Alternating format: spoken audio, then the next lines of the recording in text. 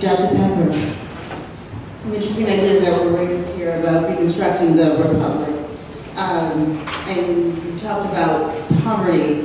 And I was wanting to think about, I occasionally watch a conservative talk show host whose name now evades me. I don't know why. I'm seeing his face, but I can't think of who it is. And I discovered during the fall that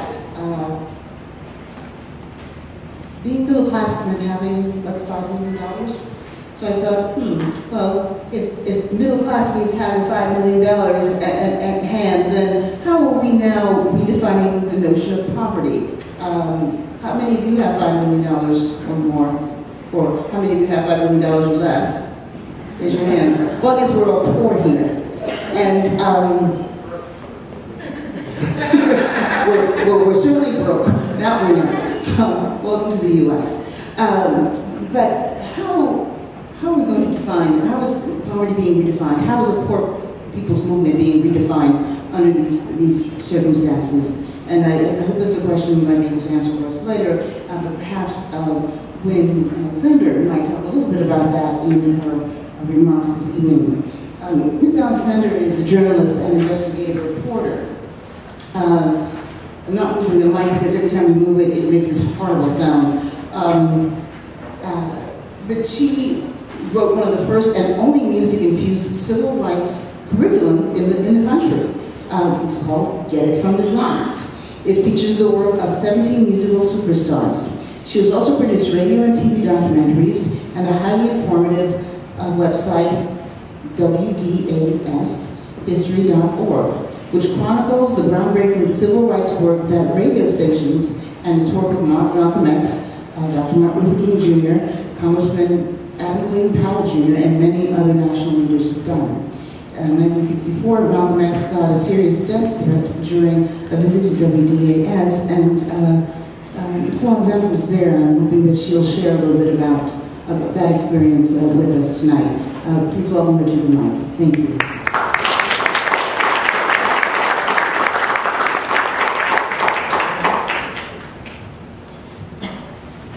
Good evening.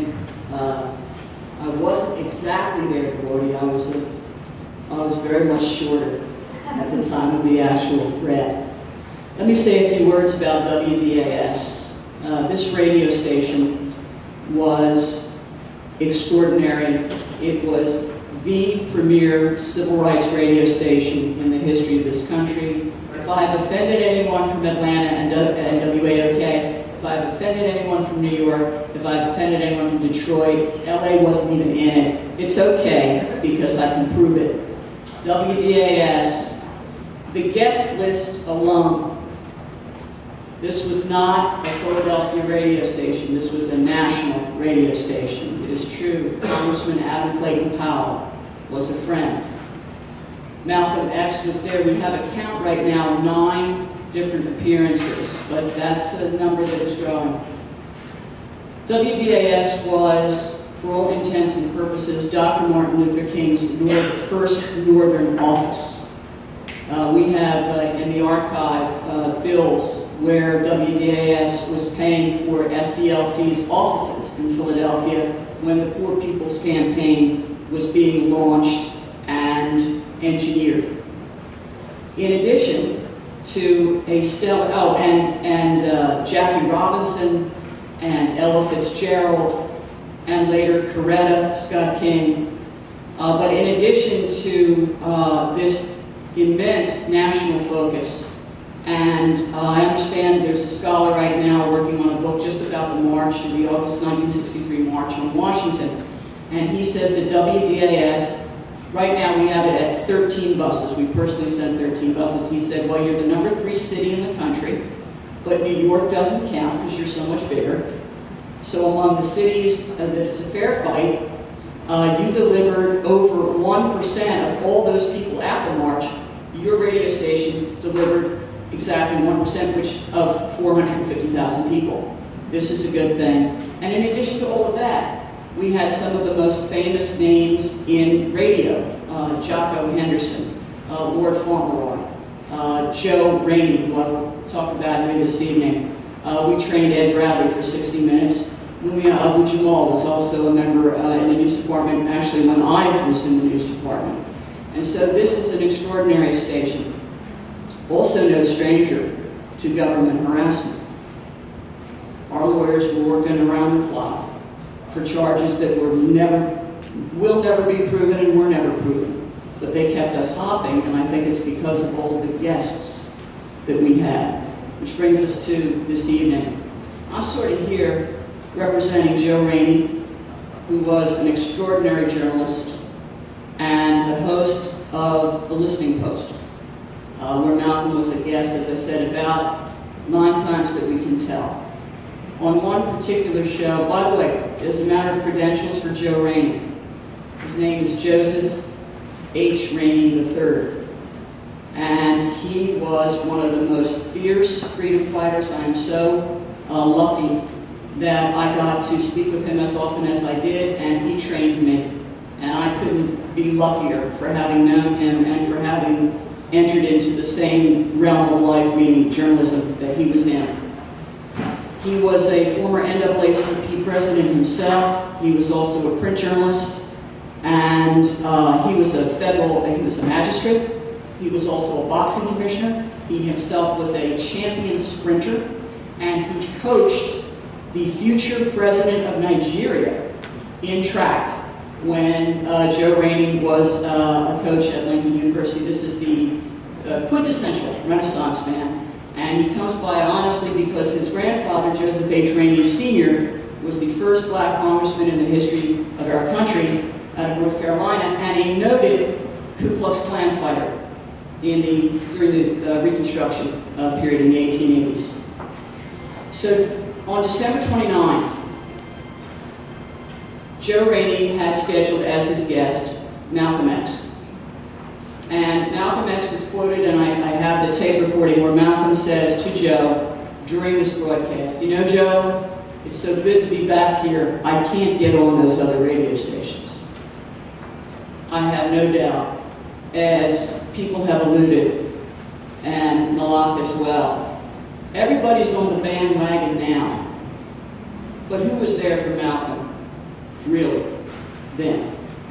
Very few. Very few people of any color, any size, any gender, very few people were there for Malcolm.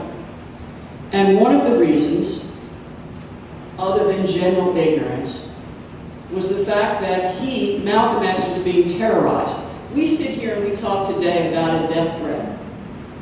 And frankly, in a way, it seems, because of Hollywood, it seems glitzy in a way. But there is the everyday terror of working under a death threat. And when people who want to join you hear of it, they go away because they're afraid. This is the everyday reality. This was Tuesday at WDAS, and Malcolm was coming. Well, when this particular show was December 29th, 1964, which is 2.5 months before February 21st, 1965, the station got a tip, and it was very serious that there was a planned assassination going to happen during Joe Rainey's show. At that point, management, which was Caucasian, and frankly, these were Dr. King folks, these were NAACP folks, and at that time, while the secret meeting had occurred between Malcolm and Dr. King, the massive supporters were not necessarily in on that. And I'm not going to sit here and tell you that WDAS management completely understood Malcolm X, but they did know that Joe Rainey was a visionary, that Joe Rainey was the go-to guy. So a call went out from DAS, and the Philadelphia police sent an elite group of people. By the way, this is a picture of Philadelphia's fire-breathing civil rights attorney Cecil Moore and Malcolm X taken at DAS during another program. If we could maybe get those other pictures up there now, Cagney. Philadelphia police sent 100 police officers. This is a report, I believe, from the, this is probably from the Inquirer. They sent 100 police officers, 14 dogs.